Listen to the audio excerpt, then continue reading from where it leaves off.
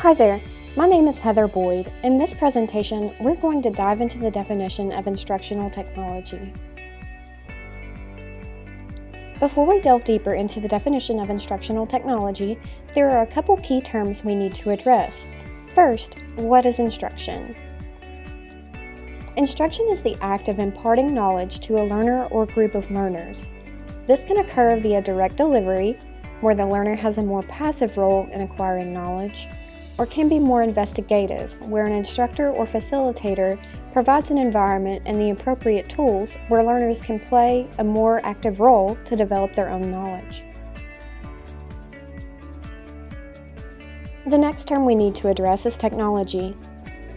Technology is any piece of equipment that simplifies or aids in the completion of a task. The equipment can be very sophisticated, like a smartphone, computer, or tablet, or other smart device.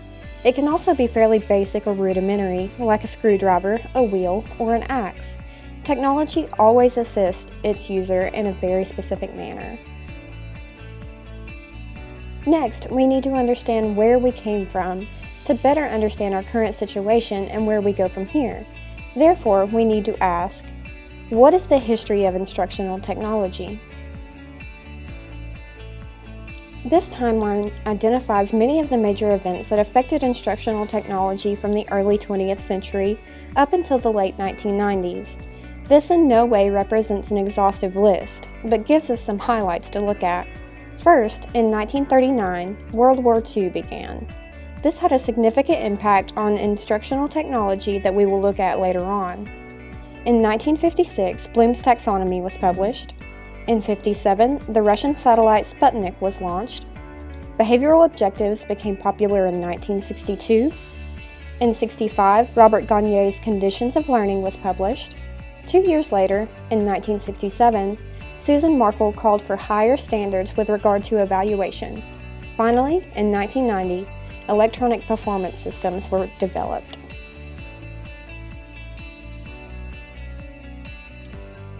Let's take a more detailed look at the 1930s and 40s. In the 1930s, Ralph Tyler researched standards and evaluation. He found that school districts who used standards had very vague ones. He also did some work evaluating the different outcomes of students who remained in school during the Great Depression as opposed to those who left for the workforce. It wasn't until World War II when instructional technology really started picking up steam. Gagne, Briggs, and Flanagan were among the psychologists who were asked to develop training for the U.S. military. Many of these psychologists worked for various organizations after World War II, including the American Institutes for Research. The 50s and 60s were a booming time for instructional technology. Behavioral objectives came to the forefront with the publishing of Benjamin Bloom's taxonomy. Robert Mager also published his book, which illustrated how behavioral objectives should be written.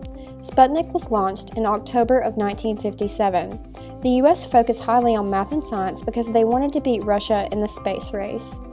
During this time, criterion reference testing also became more popular. This type of testing focused on the individual and his or her ability to perform tasks based on certain criteria. This was different than norm-based testing, which measured students' performance against the norm instead of set criteria. Many instructional products were developed and evaluated during this time frame, but Susan Markle identified the lack of rigor for the evaluation process and proposed new methods for evaluating these processes.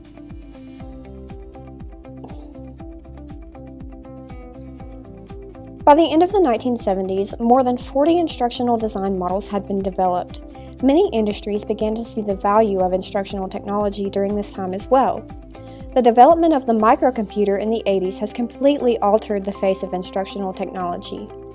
Use of electronic performance support systems in industry or job aids became more popular during this time as well. Since 1995, more and more people are using the internet as a means of delivering instruction. Another important thing to note is that the theory of constructivism grew in popularity during this time. Now that we understand the history, we need to hear from the experts. So, what do the experts say? These definitions come from prominent individuals and organizations within the instructional technology field. First, we have Robert Reiser's definition, which is, the field of instructional design and technology encompasses the analysis of learning and performance systems and the design, development, implementation, evaluation, and management of instructional and non-instructional processes and resources intended to improve learning and performance in a variety of settings. Then we have the current definition from the AECT website, AECT standing for the Association for Educational Communications and Technology. That definition is, instructional technology is the theory and practice of design, development, utilization, management, and evaluation of processes and resources for learning. The words instructional technology in the definition mean a discipline devoted to techniques or ways to make learning more efficient, based on theory, but theory in its broadest sense, not just a scientific theory. Finally, we have a definition from Robert Gagne's book of the Foundations of Instructional Technology. That definition is, instructional technology includes practical techniques of instructional delivery that systematically aim for effective learning, whether or not they involve the use of media. It is a basic purpose of the field of instructional technology to promote and aid the application of these known and validated procedures in the design and delivery of instruction. Now that we've heard from the experts, let's look at my interpretation. My definition of instructional technology is the utilization of educational tools, resources, and technology to meet a specific need of a learner or group of learners. It requires identification of a specific need or problem, the design and creation of a prototype to meet that need, the utilization and evaluation of the prototype, and modifications of the prototype to more efficiently address the issue at hand. I've created this model to represent the steps for applying instructional technology to a given educational problem or situation. The first step is to diagnose the problem, figure out what's happening or what needs to be corrected. Second, we need to empathize with the individual or group of individuals experiencing this problem to determine why this problem is happening and get an idea of what needs to be done to correct it. Next, we need to design a method for solving or circumventing the problem. After that, we need to use all educational and technological resources at our disposal to create a prototype. Once the prototype is created, we need to employ it. In this stage, the prototype will be tested or implemented in the target environment. Finally, we need to reflect on what worked well and what didn't work so well with the prototype. The process then starts all over with diagnosing the problems with the prototype. Now that we understand what instructional technology is, we need to look at how it's currently being utilized. So, what is the current use? Currently, the largest implementation we're seeing with instructional technology revolves around the use of the internet. Good examples of this are e-learning courses, m-learning courses, and blended learning courses. Blended learning is a mix of technology and traditional teaching or training. We do still see some use of audio-visual elements in classrooms and training centers, such as TED Talks, training videos, and documentaries. However, these are also usually accessed via the internet. The final question we need to consider is, what can we expect out of instructional technology in the future? Instructional technology has always been changing.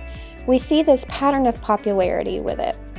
One specific type of instructional media will become incredibly popular for a short time, then it will decrease in popularity as something else makes its debut. Instructional technology started in the early 1900s with school museums. Then it moved on to silent film. Then we saw the rise of audio-visual. Then the computer was developed and it was used using floppy disks and CD-ROMs. The internet came next with flash content. Now we're in the age of the mobile device, which requires HTML5. To work in this field, you have to be comfortable with change. There's no telling where it will go next. There are endless possibilities. But the one thing we can say is that it will follow the developments in technology.